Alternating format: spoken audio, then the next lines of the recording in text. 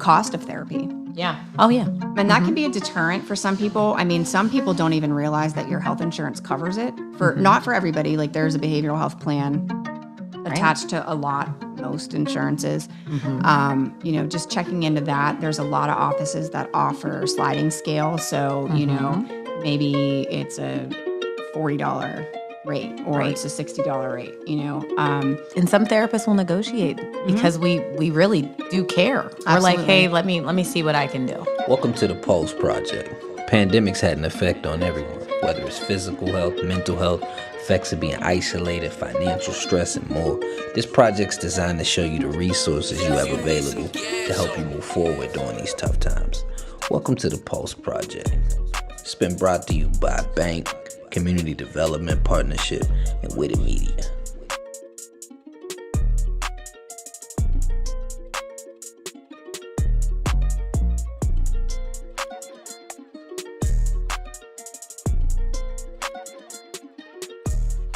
Michelle, when people ask you or even ask me, what is therapy? What is this supposed to look like? Or what is not therapy? I think we should maybe shed some light on this question that people have. Yeah. I mean, obviously we're two of tens of thousands of therapists, right? So what you're going to get is our version. I oftentimes, I can't tell you how many times people say to me, therapy with you is like sitting down with a friend for coffee, right? Coffee. Yeah. I don't come from a space of super confined, rigid structure of therapy. Right. I'm trained across the board in a million psychology things. But for me, therapy is just, it's an open, non-judgmental, bring it to me. I'm going to hold this. I'm going to hold it for you. I'm going to help you hold it, carry it with you, no judgment. No holds barred for me. There's not, I don't have a specific thing. Colleagues of ours have said there are certain things that just make them super uncomfortable. I could share the stories. Right. At this point. It takes a lot to render me speechless. So for me, therapy is just, bring it. Let's sit down and just talk about it, you know? And if you can't do that in a therapy space, where else? Because I feel like the people that are coming to see us don't get that with their family or with their friends or with their significant other. They're looking for a non-judgmental, non-biased, safe space where it's like, oh, you're not shocked by my secrets. You're not going to say anything about that. You're not going to tell anyone. If they can't find that with us, I feel like we are kind of doomed a little bit. Well, yeah, absolutely. I mean, I think, I've been in therapy. I'm not afraid to say that. I've been in therapy off and on probably since I was 20. And first day of grad school, the kind of mantra was every good therapist has a therapist. That was day one. Is there a sound effect? Bing! The... Yeah, can we do that? I love that. Yes. Okay. So, but I did not, probably in the last couple of years, was seeking back to just kind of get back on track with therapy. And I met a therapist in an intake as I'm kind of reviewing, why are you in therapy? And her eyes, just with every sentence, were just a little bit bigger and a little bit bigger and a little bit big. And she kind of looked like Puss from Puss in Boots. At some point, I was like, ooh, we're only 20 minutes in. Okay, probably not going to be a good fit, So I don't try to have shock value. I mean, everybody's journey is everybody's journey. It's not my journey. So, I don't bring my judgment. I try to walk beside them. Right. And I hope that's how they feel. So. And can we just go back when her eyes started getting bigger and bigger? Did you feel safe anymore with her? I mean, I think as a therapist, it's hard. We make difficult clients. Right. I have a couple therapists. You're right.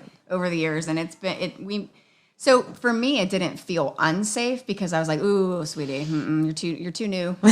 You go find somebody about 10 years older than me, a little seasoned, who lived through some things." So no, I didn't feel unsafe, but I definitely know that somebody who's not a therapist probably would have felt they would have just shut down. It would have just been shame, right? Let me hold it. I can't put that out there. Even the professional can't.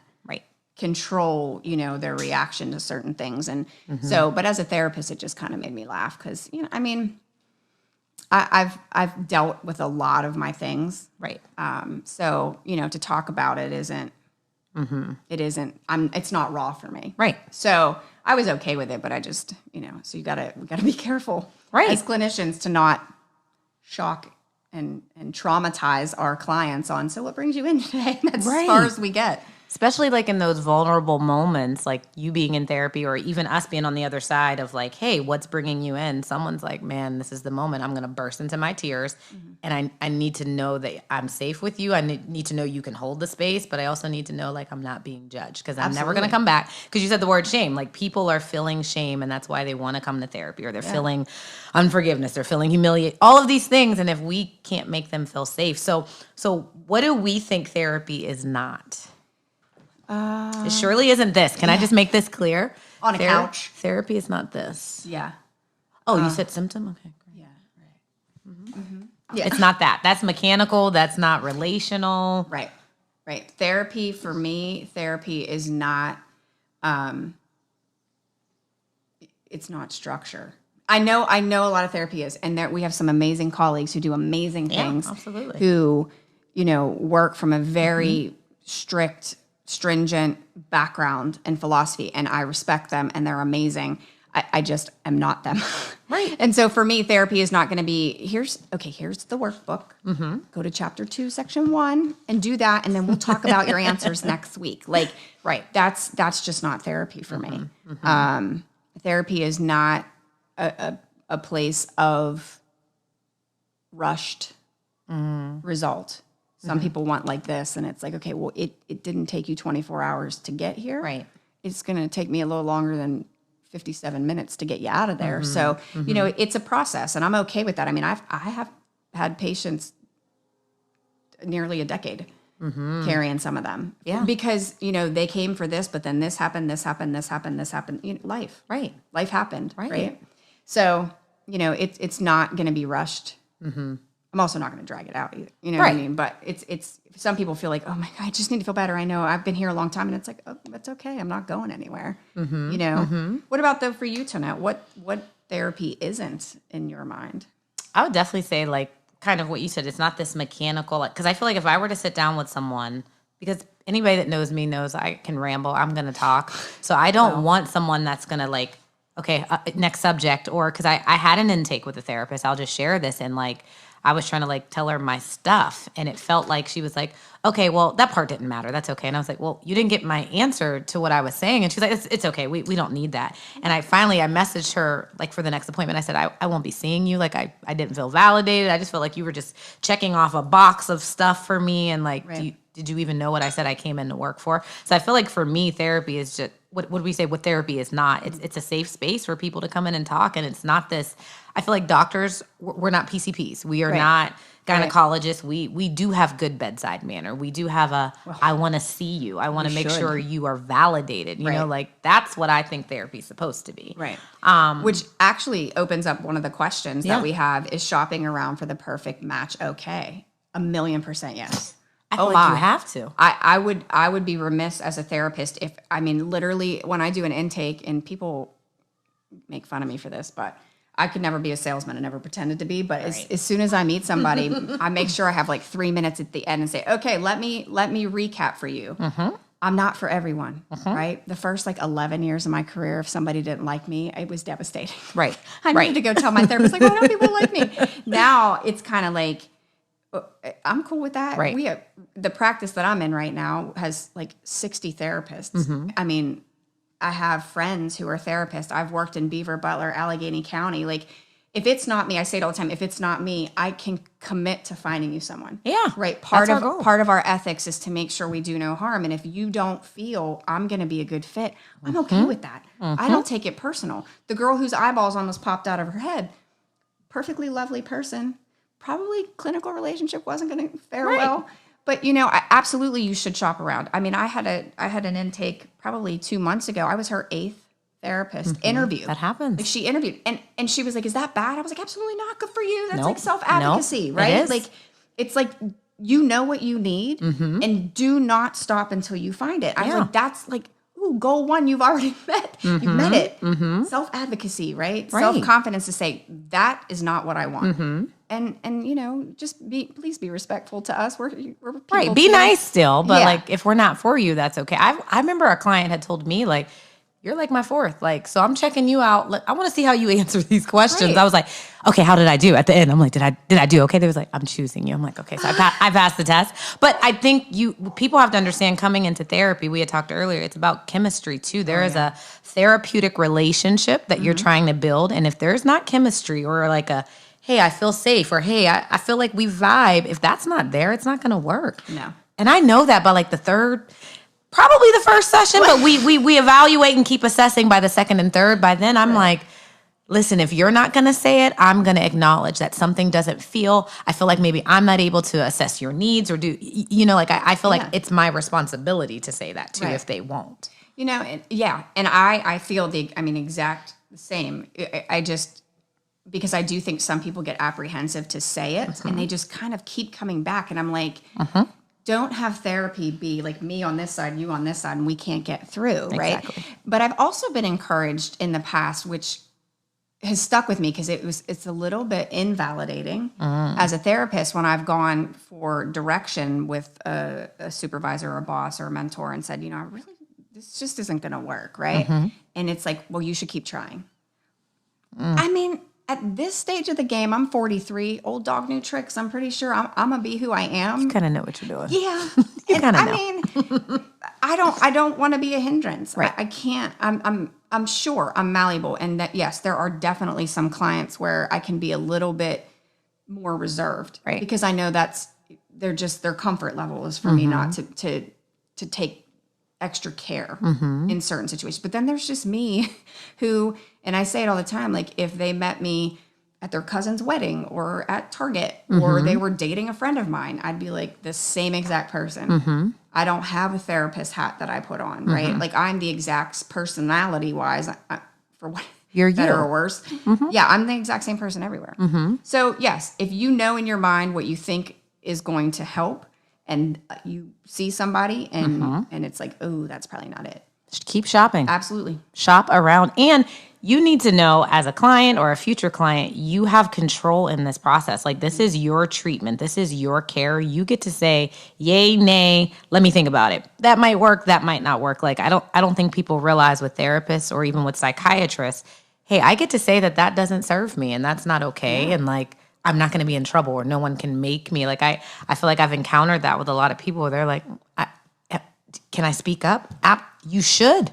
You absolutely. So I feel like therapy is supposed to be empowering you. And if at any moment that's not doing that, then I'm questioning what's happening in that environment. Absolutely. I mean, and I also think if you are encountering a therapist who doesn't accept feedback like that, like it's, again, respectful, I mean, I've been called every name under the sun but Michelle. So, and it's like, oh, you sound a little bit upset. Right. So, but I tell people all the time, like I'm learning still. I don't know everything there is to know, especially about somebody I just met. So if I have said something, nothing I ever say comes from a place of malice or judgment ever. Right. Never. It's never a malicious intent. I am very quick with my mouth. Yes, I'm aware. So sometimes it's like, ooh, pick the words back up again. Right. But also, call me out. I mean, despite what my face might say, I'm very approachable. I used to have this client who every week, like clockwork, had something that I had said to him the week before. And he would come into my office and he would grab this pillow I had on my couch and he would be like, all right, I have to tell you something. And then put the pillow up. And I'm like, what do you think I'm going to do? Right. Like, what does the pillow, I mean, if that feels safe, that's fine. I mean, I could just turn my back to you. You could want to send me a text. Right. And we can talk about it. But he wanted to verbalize it, but he also was like, please don't hate me. Please don't hate me. And I'm like, that would never happen. Right. Right. But every week. If you're coming at me every week, well, you should probably get a different therapist. Something's not happening. It's not meshing here. Have you not caught on to my personality? Like, you should probably see somebody else. Right. I'm just saying. Right. But I want to go back for a minute, Tonette, because when you talk about, shopping around or finding a therapist, we should probably let our listeners know how to get there. How do you get to a therapist? That's how do you find a therapist? Biggest question. I don't know about your inbox, and I have to apologize. I don't always check my inbox for people that are always in there. I'm not ignoring anyone.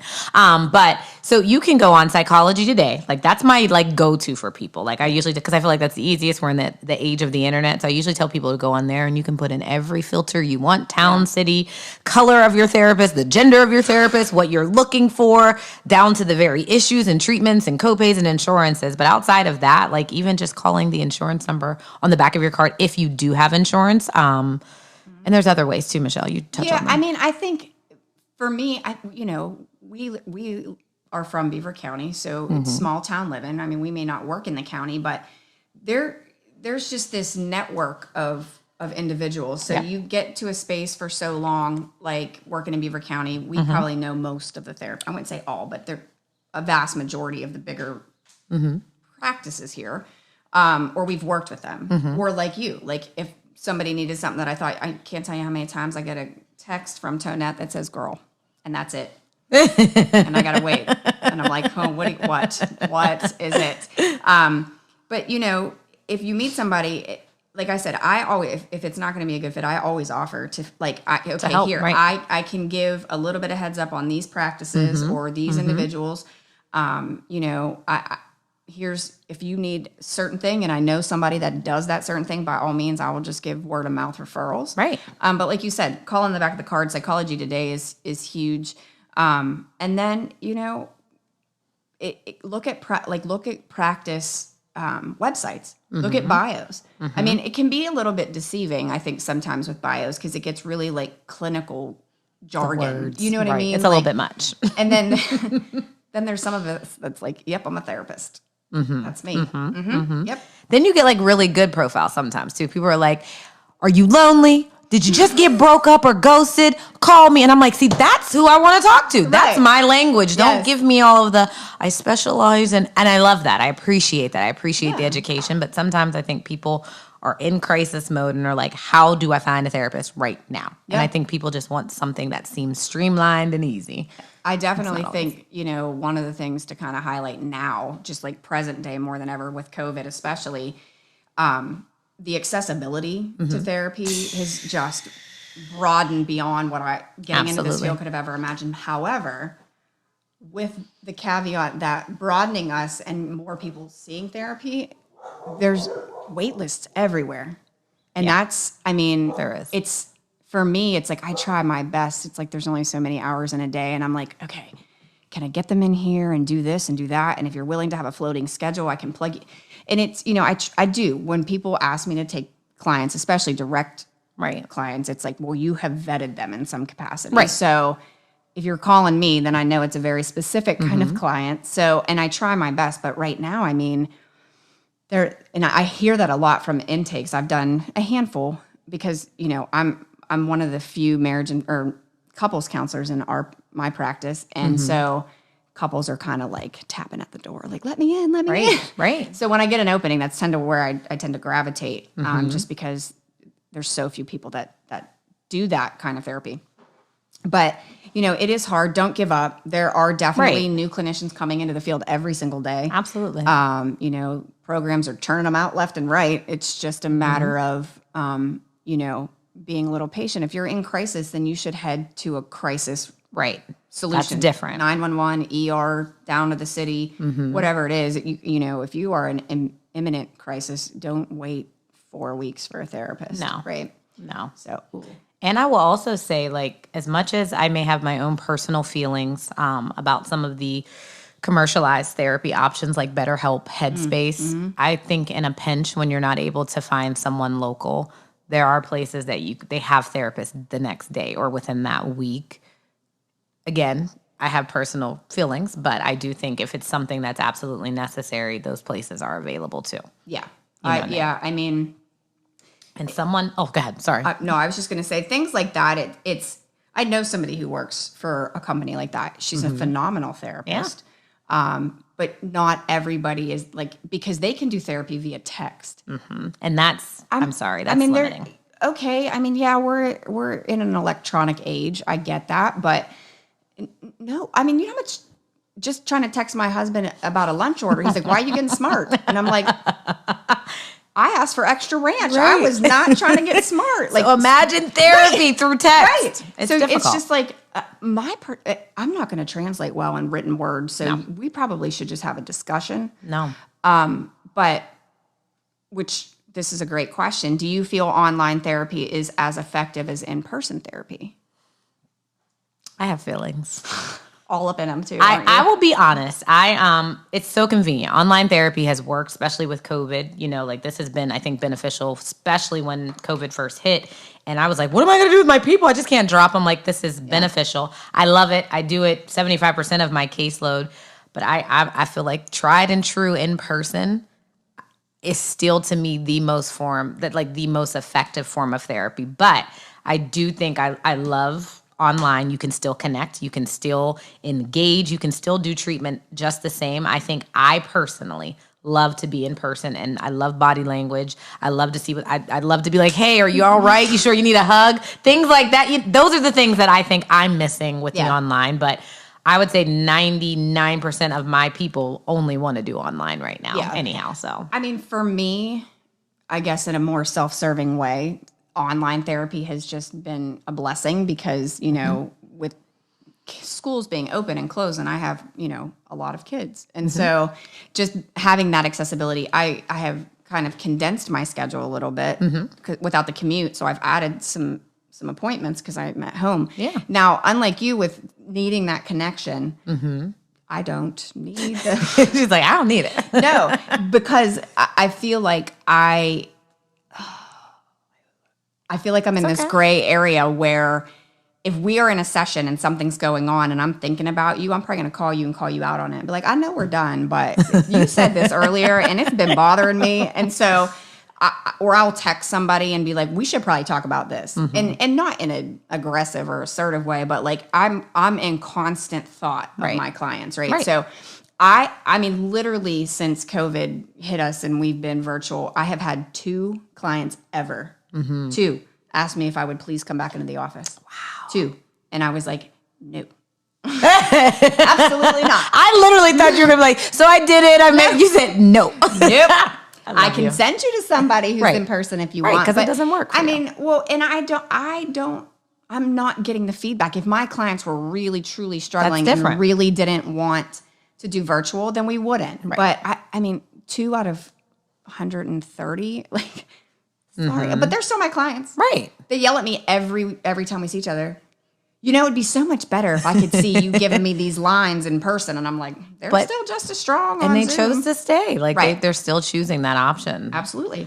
So I definitely think it works, though. I mean, I do with my therapist online therapy, and I've never met. I think she's pretty much in the middle of the state. Like, we'll never meet. So I feel like that's just as effective. But I know me. I want to be in person. Well, my last therapist she would just call me. She would call me at 8 a.m. Phone calls. 8 a.m. when she was driving her kids to school. That's probably not the best for everybody, but because I'm a therapist, it's like, yeah, whatever, it's fine. Right. We don't care, but it might not be appropriate to other people. Right. We'll take the bottom of the barrel. I mean, we're scraping at this point. We just take what we can get. No. We don't care. But I mean, she was fitting me in. Right. I mean, and she was not, I'd never felt once that she was inattentive. I never felt once she was inauthentic. But she's a working mom, and so am I. And I can totally relate to that. The need for multitasking. Of course. Absolutely. So yeah, I mean, there are some colleagues who absolutely unequivocally would never do another virtual session again. Now, ever. That's not happening. I want to do my laundry in between sessions. I like to go to the gym. I've been running lately, so I'm like, I got a 2-hour break. Me and the dogs are running. Like, I need the virtual week. I do, but I still need, I only go in the office on Mondays because that works for me. But I do have this question. So for people that, are thinking about going into therapy and they're like, kind of scared and terrified to get into this vulnerable space. We've both been in therapy. I'm currently in therapy right now. What would you say, we'll both share, your experience was like, or what did you gain? What did it challenge? Like, how was your therapy experience if you take off the therapy hat and all of that? Like, what did you expect it to be and what was it? So if I'm going to be 100% transparent, I think the first time I was in therapy, I was like 19 or 20. I have seen or done an intake with 11 therapists since then. Wow. Tonette, 2 were good. 2. That's honest. And that That's was, real. I mean, you figure I didn't become a therapist until I was in like 30. Well, late 20s, I guess. So for 6, 7, 8 years, I'm like seeing these people who I'm thinking, I don't want to be a therapist. If this is what therapy is like, this can't be it, right? Like, so this what did can't they be- do? The first So, 11, first okay. 10. So first time I ever went to therapy, I went to therapy for treatment for an eating disorder. And I did my intake, and this woman who at the time was like 20, and the woman at the time was probably like 50, right? She's a little older than I probably would have initially chosen, but I called my insurance. They were like, call this practice. And, you know, you didn't have internet bios back Right. 2 decades ago. So I go and I'm like, okay, here's where I'm struggling. You know, I've had some body image issues for a long time, and my restricting, and I was bulimic and anorexic. I'm like, it's getting out of control, and I really want to get ahead of it.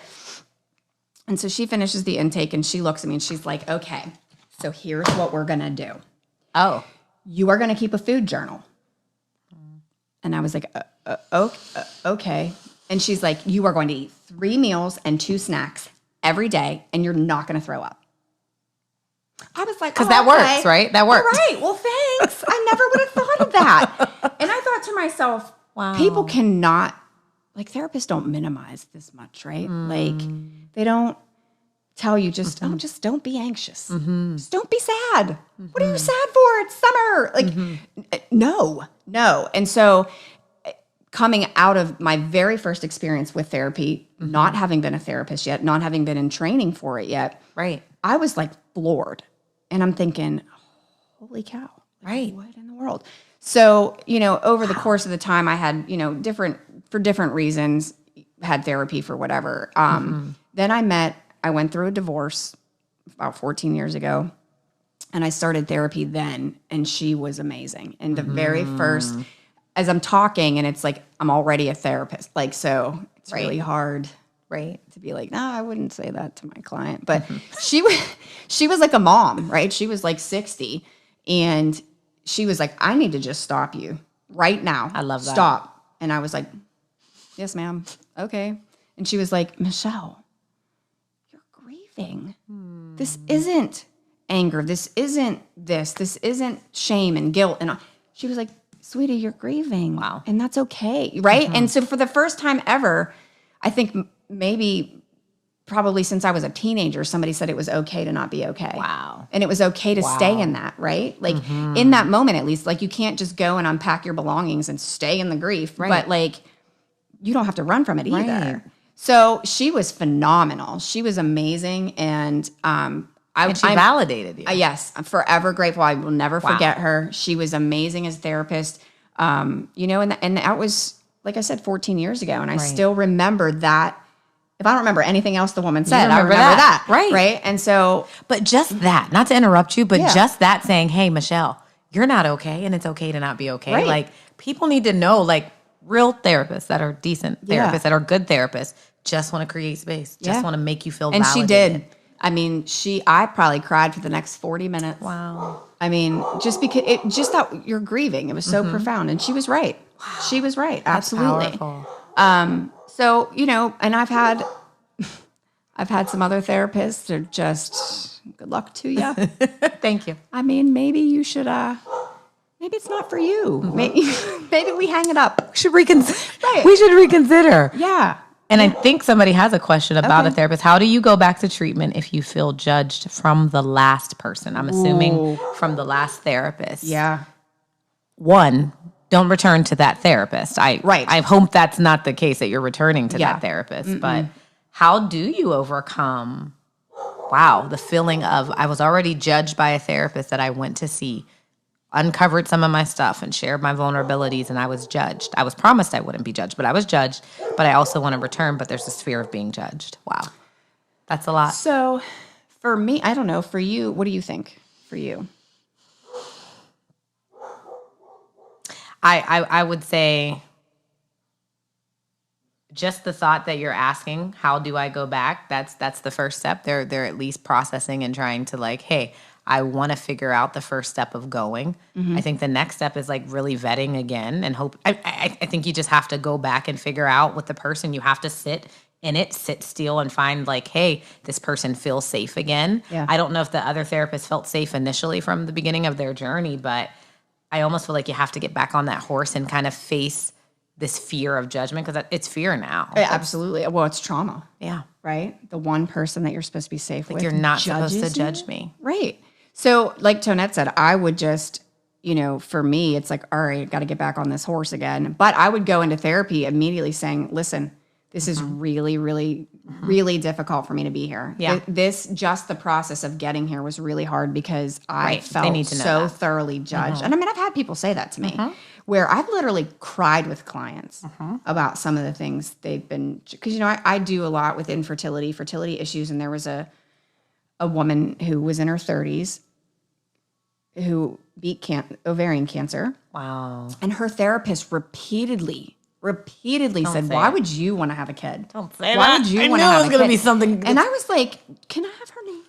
You want to give me her name? Like, we can go have Right. a You conversation become together. protective. Right. And I mean, I sobbed for her. Like, you would be such an amazing mom. What is wrong with this? And I'm often floored by the horror stories about patients coming Right. with. And I think, who does that? Who says that? But I think, to answer the question, I definitely Absolutely. would 100%, be intentional with the process of finding somebody, Right. but then be out of the gate. Hi, my name's Michelle. So let me tell you that my last therapist shamed me. So me being here is a big deal. No pressure. Right. Right? Because Make it clear. Absolutely. That's that's how else do you? Right. And in my meeting with clients, I ask them like, hey, like you don't have to tell me what you talked about in your last sessions. But I do want to know what happened in there for you. Was there anything that you didn't like? Was there anything that like came up or a way something was communicated? Just so like, I may think you like this certain style, whether I'm like super assertive or like super, hey, I got all these jokes or these things I want to give that match. And you may say, hey, this isn't funny. I don't want that. And a lot of times people will tell me, I just want to feel not judged. Yeah. Yeah. So I want you to communicate that. Communicate that to your next therapist and just let them know what your last experience was. But I do hope you find someone safe. Yeah.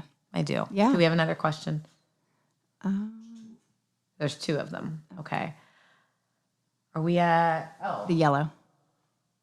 I'm sorry. We act like we can't see. I know, was I can. currently in the hospital with multiple surgeries. Wow. I'm so sorry. I'm depressed and anxious. What can I do now to find peace? That's a great question. Yeah. I also want to empathize with what you've been going through. I can't imagine, one, the physical pain that you're enduring, the mental and emotional anguish. And I'm not sure if you have like familial or friend support. But we definitely just want to hold space knowing that this is difficult for you and then battling depression and anxiety at the same time too. Right. You're carrying a lot for sure. Obviously, you're asking two therapists, what should you do? We're obviously going to say we would love to help find a therapist if that's something you're not able to do on your own to give support. But I think you need a safe space just to be told, like, hey, your pain is validated. Like, this is chronic, obviously, for you right now, being in the hospital, multiple surgeries. I think that picture just became vivid. Multiple surgeries, not just one surgery. Like, that's. I feel like you need support. You need validation right now. I think in the immediacy, for me, whenever I have somebody come in and say, I'm feeling this, that, I have these things, I always ask who's driving. Who's driving, right? Is it your anxiety driving? Is it the depression today? I mean, it could be 20 minutes from now, the answer could be very different because, I mean, we could be fine. And then, maybe you're coming in, your nurse is going to check on, to the question from the hospital, your nurse is going to check on you and you're a little anxious now. It's like, oh, but then you're kind of like left for a little while and left to rest. And if you're by yourself feeling down, right? So asking who's driving in that moment, there's a lot of self-check that goes into therapy, right? We're just an hour of Literally. right? There's like an hour a week or an hour every other week. And so there's a lot of temperature check. Like, how am I doing? Like, what do I need right now? And so, for anxiety in the immediacy, grounding techniques are great, right? 5, 4, 3. I literally live by the 5, 4, 3, 2, 1 game. If you don't know that, well, it's not a game; it's a technique. No, sorry. I mean, it can be. Yeah, it can be a game. I mean, Tonette, do you want to tell them what the 5, 4, 3, 2, 1 is? Yes. Listen, I do the 5, 4, 3, 2, 1 when I'm just feeling overwhelmed. I always explain grounding like this to my clients too. Like if you're feeling super anxious, I feel grounding says, hey, my anxiety is like at a level 10. Just trying to get it down to a 6 for maybe just the start. And then if I can get it down to a 4, down to a 2, and like I feel clear, I've deflated the balloon a little bit. So 5, 4, 3, 2, 1 is like you're hitting all of your senses. You're looking 5 things that you can see around the room, 4 things that you can touch. And I'd literally be like, hey, I need you to touch them because you need to feel that in your senses. 3 things that you can hear, 2 things that you can smell, and then 1 thing that you can taste. And typically 60 to 70 seconds or so, you'll start to see like, hey, my attention has been directed somewhere else briefly for a moment, and doing things like that over and over again. And there's more than just the 5, 4, 3, 2, 1 technique. You obviously also don't want to rush that. No, you don't want to be like, I see the light fixtures, I see the grass. You really want to like focus and become present because that's the whole thing. You're not present, and we're trying to get to that space. Yeah, definitely. The 7, 4, 8. Explain that to them. You breathe in for 7 seconds, hold for 4, right? And then you try to exhale for 8. Some people don't have the lung capacity to get to 8. Like 6 might be all right, but Right, do what you can because we don't want anybody passing out trying to deep breathe. trying to redirect blood flow, because when we start to like really get anxious and hyped up, our body's autonomic system doesn't care about anything. It doesn't care about your senses, your limbs, your function. It's like, okay, heart, brain, and lungs. Everybody disperse. That's all we got to work on, heart, brain, and lungs. And that's why when people have anxiety or panic attacks, they oftentimes talk about the room coming, like closing in or blacking out. It's because your autonomic system is like, whoa. Right. So breathing, I always encourage my clients to find cold. Yeah. If it's cold out, if you're living in Western Pennsylvania, it's cold here probably 11 and a half months of the year. So, step outside, take a real deep breath. If you don't have cold, I used to see a dentist who, when she got really anxious, would go into her break room, into the freezer. Girl. Stand with her face in the freezer. Her dental techs would be like, what? But it shakes the nervous system. Yeah. It literally does. Yeah. So just guided breathing too. There's an app called Calm, right? It's very, very commercialized, but it's, I think, really good. Absolutely. For at least the breathing part. I'm not 7 days, it's free till they charge you. Just so you know. Yeah. But even like obviously I'm going to plug TikTok. I feel like there's a lot of powerful stuff on there, but for a while people were doing like the ice water challenge where they stuck their face in. I mean, I technically haven't told any of my clients to do it, but they've done it. And it's the same thing of like grounding in the water. And some people actually went outside and laid in the snow. And I mean, I don't know if I recommend that part depending on what you're doing, but some people have done that just to shock the nervous system in the middle of a panic attack. Sour candy. Ooh, yeah, that's a literally because it goes straight to the frontal lobe, and the frontal lobe's like, oh, anxiety's here, but I taste sour, something's happening. Like that shifts the nerves. I think we don't want to forget about the depressive side of it too. Sorry. So a big thing is movement, right? Like kind of feeling like, I know, and I say this all the time, it's like, I didn't read this in a book. I struggle with major depressive disorder, right? And generalized anxiety. I'm not afraid to say that. Yes, I'm a therapist who has some things, and I'm a therapist who lives with these things, and it is what it is. But it's all right. Inactivity is going to be your biggest downfall, right? You're just kind of sitting in it, and it's like, okay, I know you don't feel, I say this all the time, I know you don't feel like it. Right. I didn't ask you to feel like it. I asked you to do it. Right. Get up and wash your hands.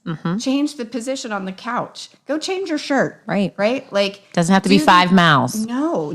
Put on a really good playlist, right? Music is huge for me. Like, I love music.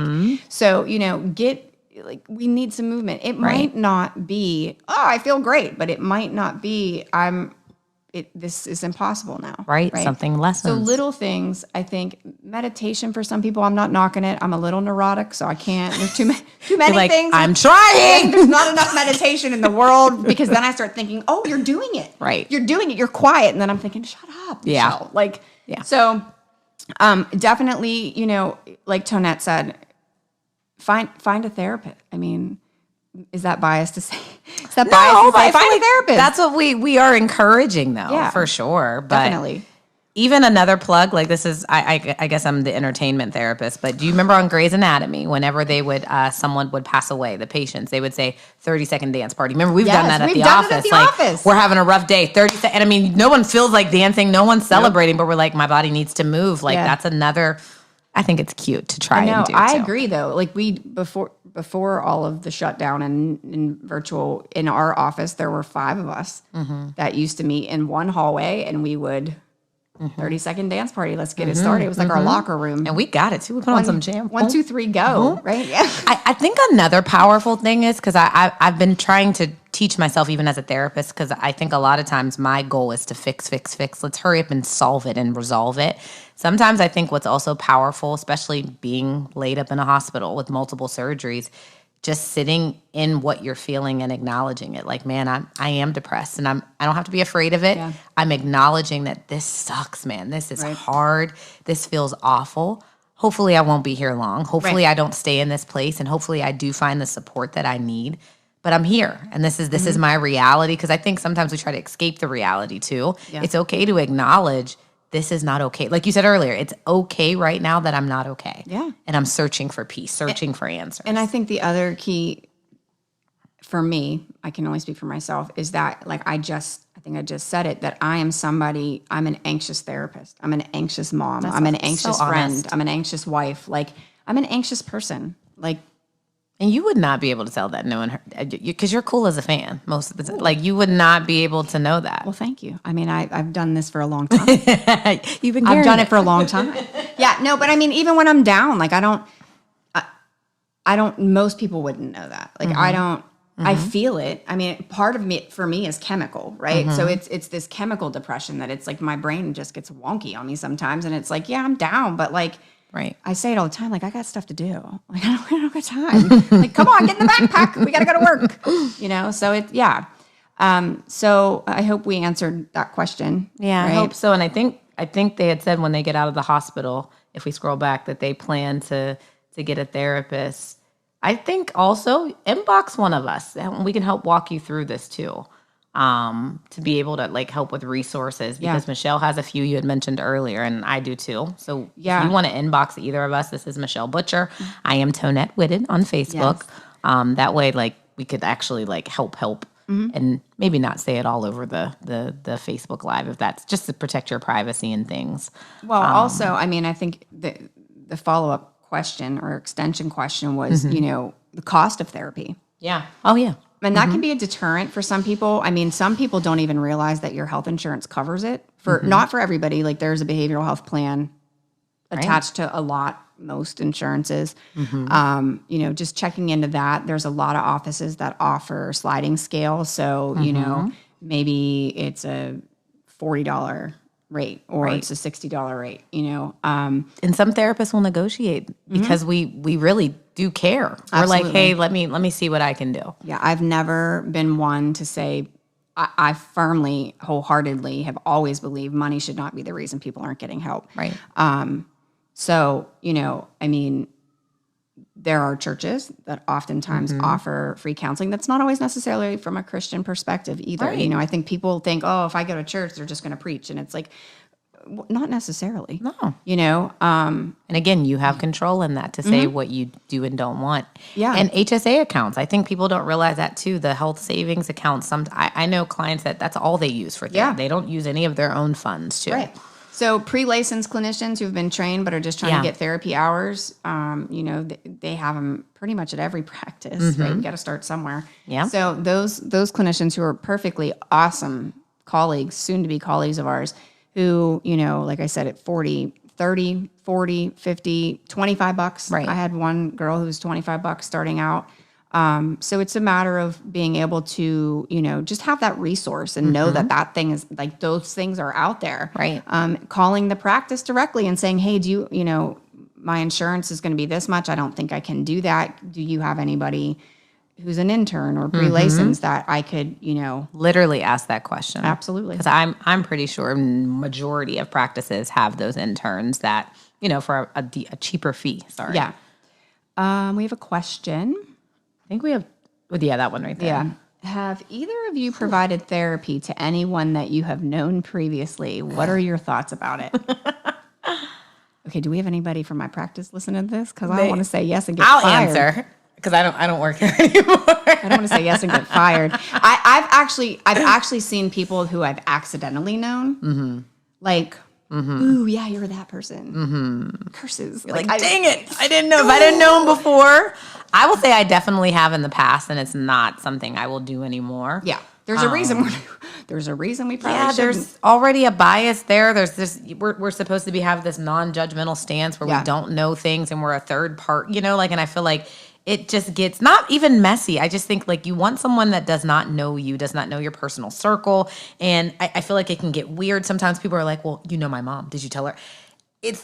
I don't want to deal with that, and I just feel like it's unethical too at this point and stage of our career. Like we know better. Well, yeah. I mean, like I said, one I had known years and years prior, but like very not not intimately known. It wasn't somebody who was in my inner circle. It was somebody I knew in passing in a real random way. And then the one time I did an intake and I was like filling up, looking for an appointment, went to run the copay, looked at the address and was like, ooh, my kids are in that school district, so we should probably talk about that. And we did, and I didn't know these people at all. I didn't even know their kids at all, but I was like, you're probably going to see me at a football game or at a basketball game or, and actually just saw them at a choral concert last week. So, because that happens too. Yeah. That's normal. And I gave them the option, like, I don't know you personally, but you're going to see me in the community. So you're going to have to make a decision. And they stuck it out. And when I saw them the other day, we just kind of made this awkward eye contact and just kept on walking. I didn't even say, hey, I'll see you next session.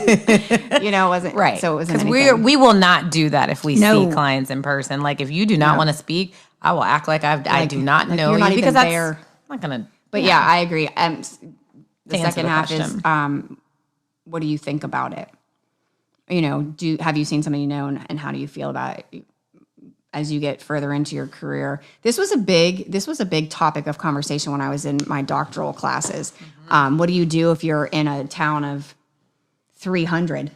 And you're seriously, like you see them old school, like Johnny's down on the corner. You're the physician that comes over. I saw you walking on a different street today, so it's your responsibility ethically to not leave people in a position without being supported somehow. So if you're the only person in 500 miles, like, what are you going to do? That's different for sure. Because there are people in Iowa, like that are looking for, like they're, Iowa. I don't know if anybody on here is from Iowa. Shout out to Iowa. Iowa. But if people need treatment, and we need to make sure that's provided if we cannot refer out. Right. But I also think if you're talking about around here in particular, there are more than enough therapists. Yeah, I think that we have enough to go around. Yeah. Yeah. And if not, we'll help. We will help. Yeah, that's what we're here for. If you go in psychology today, there's so many on there. There really is. Okay, so there's another question from Facebook. Question, what are some you would think, I can't see. We're going to have to move that a little closer. What are some common signs emotionally and physically where a person can identify that it is time to seek therapy? Ooh, nice. I will say, when you feel a hot mess and feel like you can't get it together, I can be transparent about that. You should probably come in. When I felt that way, like, oh my gosh, I feel a little bit out of control. I don't have a handle on my emotions and I'm not able to process this and it's affecting my relationships or my friendships. I knew then for me, it's time to talk to someone outside of your family, your friends. Right. You need someone that specializes in therapy. Yeah. That's when I knew personally for me, I think for me, it's because I know, the tricks of the trade, if you will. Like I know I know my coping skills that typically work, and I know the difference between this is just going to be a surface bad day because it's gray outside versus like, ooh, that's just lingering a little bit, right? So I feel like if you are stuck in a position where it's like, okay, I've done the things, normally it kind of goes away in a couple days or a week or whatever, and it's not, and it's impacting or intercepting your day-to-day, right? Like you really don't feel like getting out of bed, and the next thing you know, 2 days in, you're not getting out of bed. Right. And so the anxiety, I think, is when the physical discomfort becomes so much with anxiety that it's just like, okay, I'm going to stab someone, so I should probably get some intervention for this. So I think when I'm at capacity, most people should probably go a little bit, be a little more proactive instead of reactive. Before right? capacity. Before max capacity. How's Right. that? Right? So I personally think everybody should be in therapy. That's just my opinion. But I think for that, like, 'cause I think you used the word earlier, self-check. Like, I think at some point we all need support with whatever it is. And therapy doesn't always have to be for the big bad. I think people think I have to be literally, like I said, a hot mess. No, sometimes you just want clarity on an issue, or you're just like, I just want to talk. Right. And not be interrupted. I know. Well, I mean, and I think I have one client I can think of constantly says to me, I know other people have it way worse than me. They should take this hour. And I validate them in that moment. Like, I hate that because your stuff is significant. Well, I was like, that's what I'm like, so it might be a big deal to me that, I don't know, it's going to rain today. And for you, your cat might have died, right? Like my big deal, and your apples and oranges, like we don't compare. Like I'm not going to let you compare because whatever you're coming into me with is afflicting you. Right. Sure, other people might not be afflicted by that, but that's not their journey and they're not this hour. Right. You know, so nothing's too big, too small. Definitely not. Right? And I think when we know when we're operating outside of like our baseline level of functioning, like you said, like if I'm sleeping in the bed too much or I'm more irritable as of late, like I think be curious and open to be like, what's happening? How long has this been going on? Right. I've been doing this since last September and it's still May. Something's happening then. I can't sort through this, and I just want someone to help me sort through that. I think that those are kind of like tall tale signs too. September to May, you are a hot mess. Well, and not me specifically, but just if it's going on that long, like you kind of need to. You should have been in therapy 6 months before that. So 6 months before, Tonette said, do it 6 months before. Yeah, she said, don't wait till you get to capacity. If you start to feel, because I think with anxiety specifically, when you said like when the physical symptoms become so overwhelming, like I think I always remember you saying in my office one day that anxiety literally feels like you want to jump outside of your skin. You know, people feel like it's itchy, scratchy. Your head feels like it's on fire. You have brain fog. That's like tall tale signs too of like, whew, I'm more than just overwhelmed. This is like beyond me now. Those are definitely signs to like, might want to go on Psychology Today. I'm going to keep plugging Psychology Today for you. Are you an influencer for them? Right. Matter of fact, they owe me some money. You should probably be going on to TikTok about Psychology Today. 2 birds, 1 stone. You could be a millionaire and the by hashtags. next week. Ooh. I'll be the Psychology Today therapist. There you go. You know, you never know. I think we got another. Me too. What do you do when a family member relies so much on you? I want to be supportive, but taking care of them is draining me mentally, emotionally, financially. One word comes. Oh, we're gonna say it together. Ready? 3, 2, 1. Boundaries. I knew you were gonna say boundaries. Yes. I'm all about, I tell people all the time, I got a vault of scissors and they're all pretty and different color for all the people I've had to cut out, right? Boundaries. You set boundaries for yourself, not anybody else. When you set boundaries, you're the bad guy. So if you're going to set some boundaries, make sure you're ready for it because you're probably going to get like So what are boundaries? Boundaries are setting these lines and you get to write the narrative of that line, right? You set these lines and say, I'm okay until this point. Right. It's from this point on that we're probably, I'm no longer going to be financially responsible or financially contributing. I can help you with your electric bill, but other than that, like, no. I can help you for 3 more months. Or a month or a week or no, I'm done. Like cut people off. I mean, that's for everybody's own situation. I think it's not super different. Cookie cutter, but I think I'm all about some boundaries. Boundaries, boundaries. Are saying like, hey, I support you, I love you, I care for you, but like I also, that doesn't work for me. Right. If it's hurting me and it turns into people pleasing, because a lot of people who are people pleasers usually have issues with boundaries, right? Just do whatever you want, even though I'm like really resentful inside and I'm mad at you now, but I still said yes. Like learning how powerful no is and that you're not mean for saying no. How many like people have you encountered? I can't say no. Oh, and you know what I say? Stop lighting yourself on fire to keep other people warm. Stop it, right? I'm not saying, you have to like disown somebody, never speak to them again, but you can put a little distance. If we can't have a relationship that's non-transactional, I'm not sure I want to sign back up for it. Like if you are only coming to me for things, Right. like we might need to reevaluate, right? Because not only is it depleting, right? It's like emotional vampires, but it's also... You have such colorful language. I love it. I'm trying not to swear. She really is colorful. I'm trying. It's all the swear words that are just compounding. They're like right to here. Pretty soon we don't got much time for Michelle's gonna have to sign out and go like swear in a pillow or something. Then I'll have to come back. But then it is only one-sided. And then how do you have an actual relationship when it's just you taking care of one person and you can never come to them? Right. Right? We all know people like that who just take. And then you're like, oh, can I talk? And they're like, no.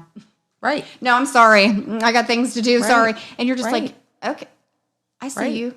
Okay. Noted. Right? Noted. So set the boundaries. And it's okay. You're hearing 2 therapists tell you right now it is okay It really is. to set the boundaries. There is nothing wrong with it. Don't let somebody guilt you. Well, that's your blood relative. So what? Right. It just doesn't serve that person anymore. But it helps you. But Right. how can you pour from an empty cup? Like my cup is literally almost empty, which means I may get thirsty soon. So I can't give Michelle water that I don't have. Well, it's supposed to be coffee, but I can't give Michelle water that I don't have. My cup needs to be filled before I can pour into your cup. Well, see, it's one thing to say one time, I'm definitely going to give it to her. She's struggling. But every time I sit next to There you Tonette, go. it's like, I'm dehydrated. hey, give me that little, can I get a sip? Yeah. Get a sip? I'll be like, no, after a certain point. There's kids in high school. Can I get some gum? And I'm like, I got one piece, so you're going to get my gum. Right? Same thing. Emotional, like pouring, same thing. You're not getting any of my gum. I'm done. Exactly. Yeah. And I think when it's family, because I think you were saying it's a family member, it is a little bit harder because like these are people you love and you feel like you don't want to let them down. You don't want to disappoint them, but you also teach people how to treat you too. Yes. If I keep telling you, yes, I've essentially told you that it's okay to just take, and I don't need anything. Like I'm okay if you don't supply my needs you're essentially telling people this is okay for me when it's actually, you said it's draining you mentally, emotionally, and financially. Well, and I mean, are we just now enablers too? You're not doing, are you really doing any good at this point? Right. I mean, I get every circumstance is different. And I certainly don't want to imply that, just cut them off. They can work for themselves. I mean, maybe they can't, but let's find other resources then. Right. Like don't keep enabling. This is really profound in the field of addiction, especially, not my background, by the way, but it's being able to, strongest boundaries you'll probably set are in that field. But yeah, I mean, empower the person. Look at it from that point. I'm going to empower you to do for yourself. Absolutely. Going back to the original questions, what does therapy do for you? Empower the individual to make their own decisions, what works for them, what doesn't work for them. Every therapist you meet is going to talk about boundaries. Ooh, yeah. Well, they should. I mean, I don't know. Yeah, I mean, if they're not, I'm questioning practice, but they should be talking about boundaries, even like boundaries with work, boundaries with your own money stuff, boundaries with how you allow your significant other to whatever. Like there's boundaries in every aspect and every like wing of our life that we have to acknowledge and set and adjust. Not everything's a free for all. No. It's chaos. Yeah. Right? Like it becomes chaotic. Even work. Like I don't answer unless it's an absolute emergency. My people know she's not answering that phone call before 9. I'm up at 4:30. You're not contacting me at 5 o'clock in the morning. Ooh. That's a boundary. I don't work on weekends ever again. That's not something I do unless I've decided to. If you have friends that are overwhelming to you, sometimes I've told my clients like, hey, wait a minute. If you're not ready to answer the phone, wait a minute. Give them an opportunity to find a resource. And then when you feel emotionally ready and have the capacity, then you can call back. That's even a boundary, being able to say, I don't have to always be available every single moment of the day. The pause is one of the best boundaries. Literally. Pause Literally. it. Just, I'm gonna let that sit on red for a minute. Like I'm gonna go over here and wash my hair. Right. Or pet my dog. I'm not texting you back. Right. You have to wait. Right. To wait a minute. And it's just like figuring that out. Like, and that's what therapy can help do too. It can. I think is there 2? How do you find the right therapist? What feeling should I get or what should I look for? I got this feeling. I don't know why that just hit inside my bones. Is that Justin Timberlake? Yeah. So to be honest, I feel like for me, I'm speaking personally and as a therapist, I would want a new person that comes in. I want them, I feel like a lot of my clients always say at the end of the session, man, you seem really easy to talk to. Like it was easy to just come in here. I feel like some of them feel like they're just chopping it up with me sometimes in the first session. Like, you just let me say all of that and I cried and I'm like, oh, it was horrible, but like it was really good to do that with you. But then they also felt safe. Like I feel like those are the things I'm looking for, that someone gave me space to talk, didn't interrupt me, allowed me to say my stuff without judgment, also provided safety, and it felt like we had some chemistry. Yeah. I mean, I think it's like one of those things. It's almost like when you know, right? I'm usually not on time very much. I really do. I mean, I make a strong commitment for it. It doesn't rarely work. Right. So when I'm like, before I'd be like flying out to the waiting room, like, come on, sorry. Because, like if I'm staying in a moment with a client, I'm not gonna be like, all right, time out, stop, I got to start the next session. Like, we'll go, and then I'm like, oh, sorry. But so you'll see, I'm a human being, and I come in hot. I'm like, sorry. I'm sorry. Let's talk. Okay, what's going on? How's your week? Like, it's like, Right. And people just like crack up. Like, I'm fallible. I'm not, 8:59, we must begin. You want a human. Yeah.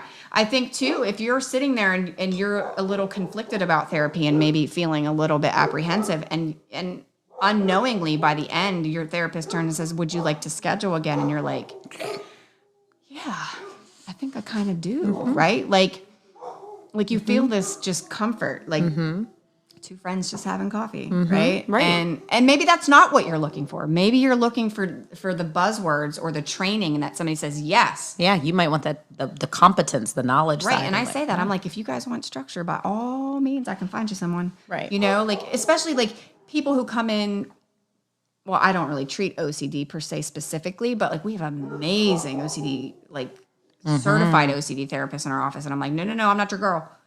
No. Is that my girl? Can I give her a shout out? Good. Is that Nicole Gibson? Nicole, what up? Sorry. Go back. Shout out to, that's Cognitive Behavior Institute. We'll plug them too, by the way. Oh, thanks. We will. Cranberry Township.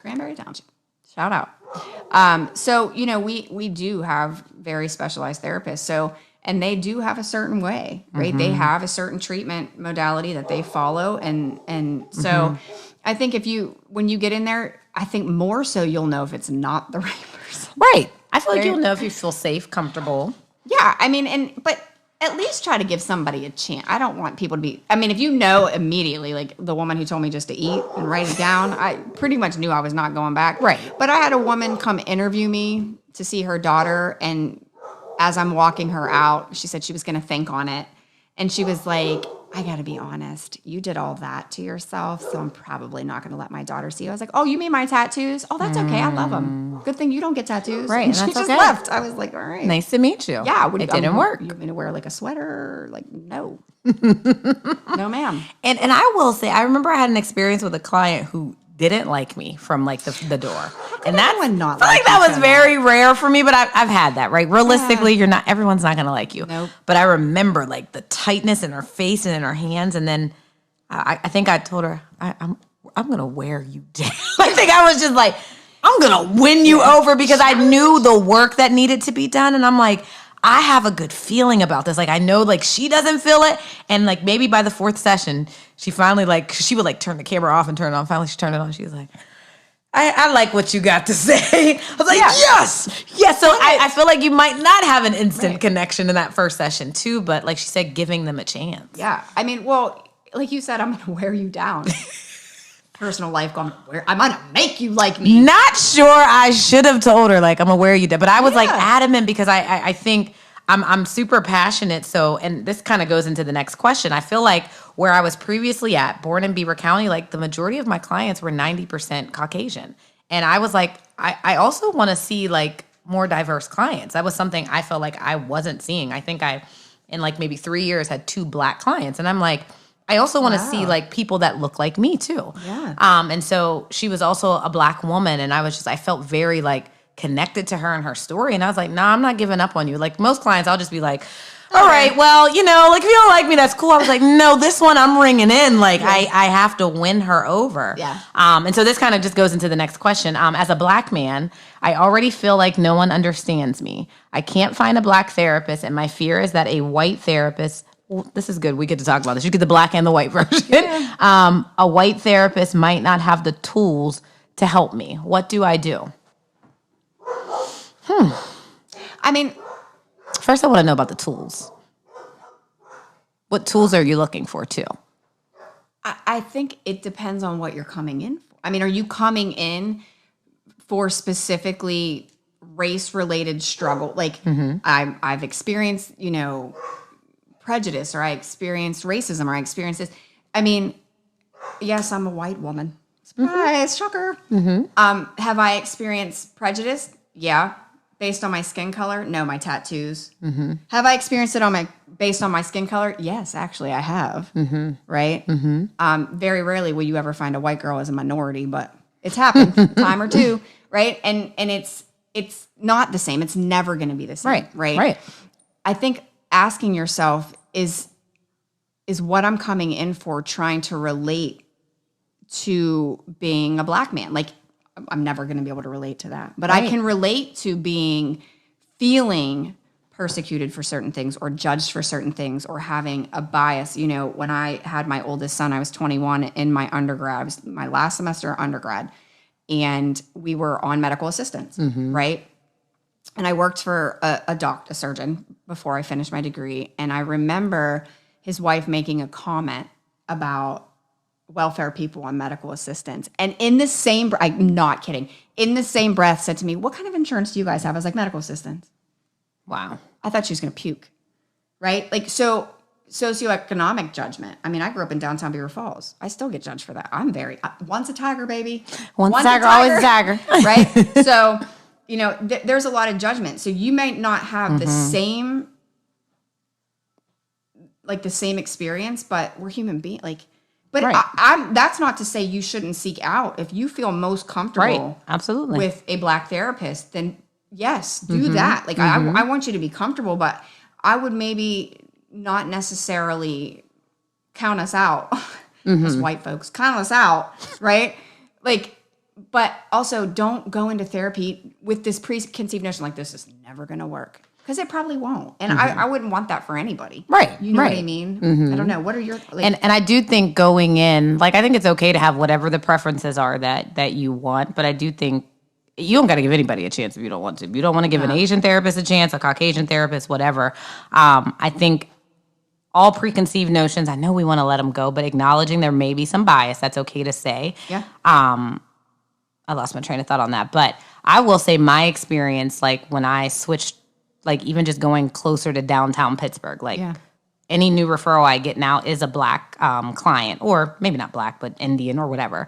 And I noticed that even just down to and this, I can't say that this doesn't count for Michelle. Michelle's different. Only because Michelle, where we grew up is very diverse. Our experience is different from other people, but it was very comforting for a lot of my Black male clients to meet with me. Even when I think I had said a comment, my client was saying something, I was like, man, say less. And he was like, you get me. And I think that meant in that moment, I seen his face say I didn't have to explain a certain thing to you because we grew up similar, or grew up with things like that. So I feel like that stuff is important.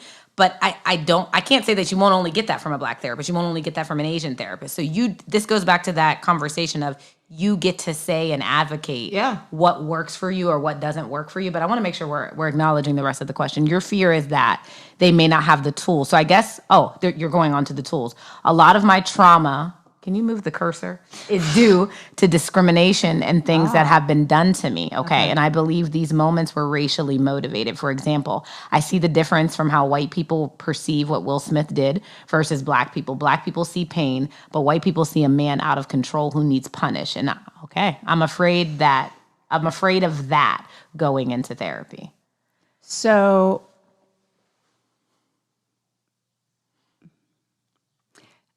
I have a lot of thoughts about Will Smith. I'm glad he did it. right? I mean, I'm What? I'm not. I'm not. No, not glad in the sense that I want to promote violence. I'm glad that he didn't just sit by, right? I mean, yes, it could have been handled way different. I'm talking in theoretically of addressing, Right. Please do not speak to my wife like that, right? This could have been a side conversation, did not have to be a whole show your Right, ass of display, course. right?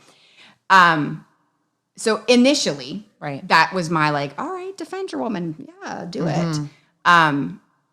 Some of us don't need a man to do that, but it's nice to know that they're there to do it. Like I got a big enough mouth that I'd probably get my husband beat up a lot if I said the things I want to say.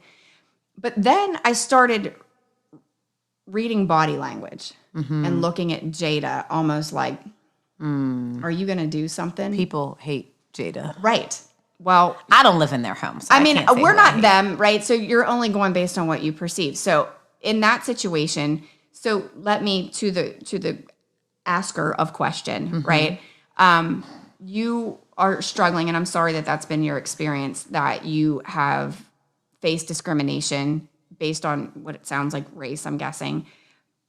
But in your last half of that, or last portion of that question, not all white people feel that way. Right. You know what I mean? Like Right. there are some of us out there who don't who feel one way or another. And yeah, I get majority probably feel whatever, but Right. there are, and like Tonette said, it's different because I did grow up in a racially diverse. I'm so grateful for it every day that I grew up in a racially diverse area, and that yes, outwardly, aesthetically, my experiences weren't the same, but I was still living with prostitutes and drug dealers as my neighbors. Like prostitutes walk past my house in the morning. I'm like, ladies, how's it going? Good morning. Yeah. Have a nice work day. Like, you know, I mean, not all of us are in this bubble. Right. And so I think if you, to the person who's asking, I think if you really want to find support, if what you need is an African-American therapist, go for it. Sure. Yes.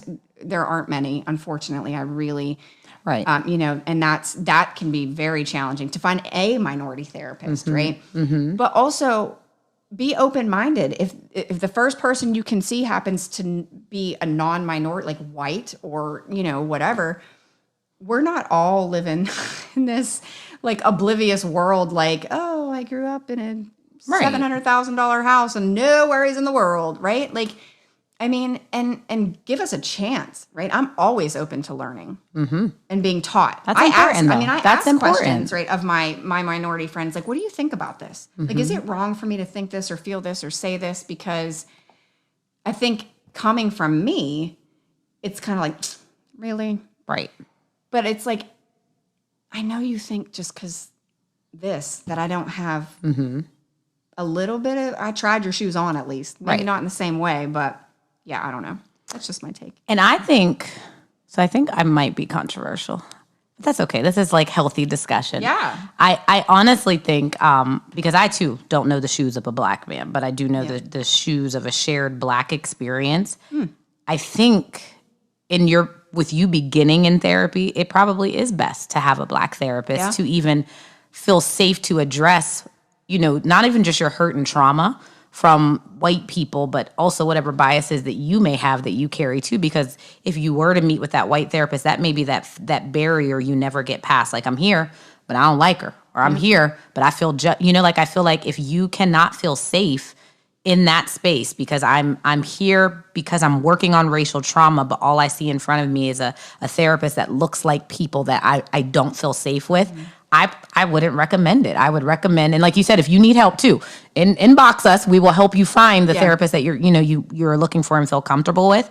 But I think just because, like how I said, my experience of like being a black therapist and not having a lot of black clients, like, it feels so different now having majority. Well, I don't have majority. I have like mixtures of all kinds of colorful people, and I love it. Yeah. But I feel like there is like an intrinsic bond. And again, I don't want to make it sound like I only want to work with African Americans. I love all of my clients, but I can tell the breath of fresh air of safety that they feel when they're with me. They're like, we seen your name. We thought you were black, but now I see you. And I was just like, I feel you. I get it. Like, the representation made you feel safe. But I think when it's definitely like my stuff is rooted in racial trauma. Yeah.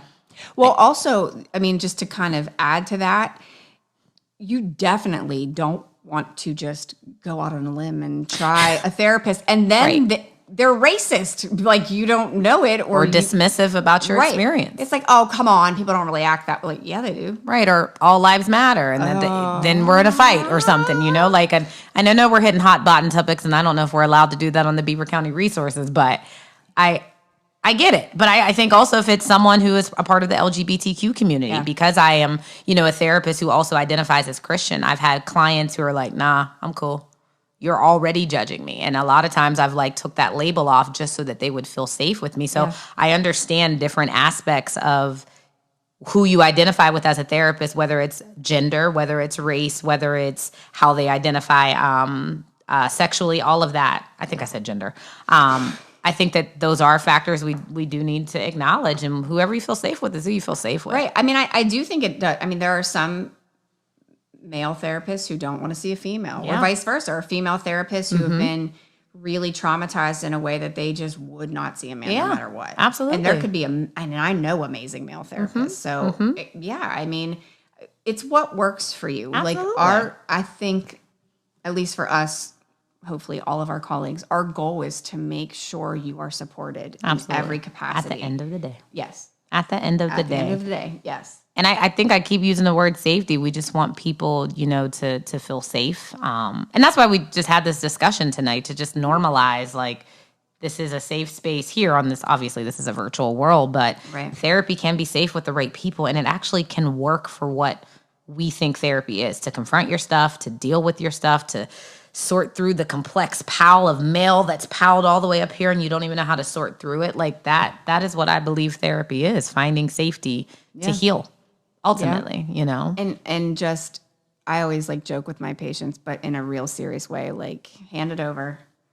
And for 57 minutes to 65, depending on the session, I'm going to hold it for you. Just give it to me to hold. That's what I'm here to take it and hold it. And I'll be gentle with it, or I'll slam it and stomp it, whatever we need to do with it, but unburden yourself for this hour. Absolutely. With me, right? Feel the space that you can just. Right.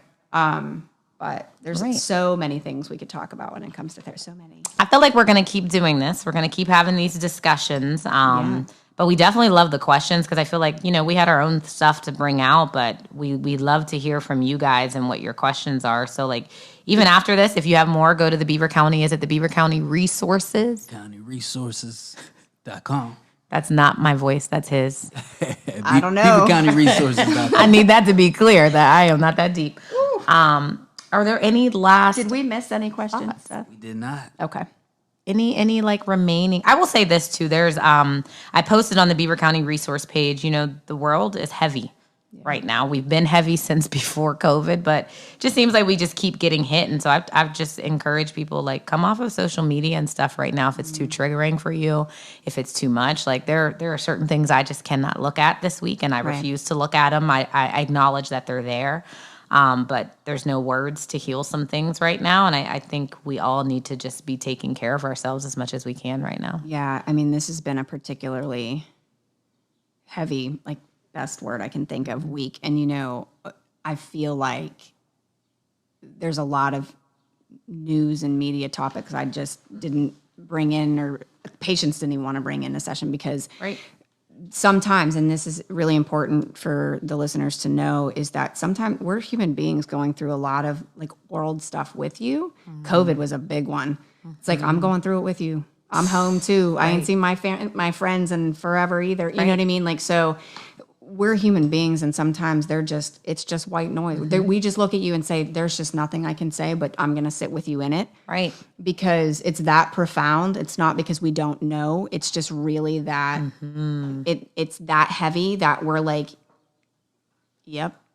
Yeah. I mean, I feel like I feel that all of a sudden, right now, it's just heavy. It's just that heavy. And it's I don't necessarily know that, COVID or whatever is going on in the world, when we're all exposed to that. So it's just I'm feeling it as Michelle the person as much as you're feeling it as my client. I'm not Michelle the therapist who's oh, let's get through it. It's no, I mean, I've cried every day. Right. So yeah. Can we do one more thing as we're talking about taking care of ourselves, what self-care looks like? I think that was one thing we wanted to discuss. Close with that. That's a good closer. and self-care is a non-negotiable. Like, I'm sorry. Yeah. Like, that's one question I always ask in my intakes. Like, what do you need? Because people aren't asked often, what do they need? They're Speak your very need. surprised Say by it that every day. question. Speak your need. And then 2, how do you take care of yourself? You won't believe how many people stumble and they're like, how do you take care of yourself? Yeah.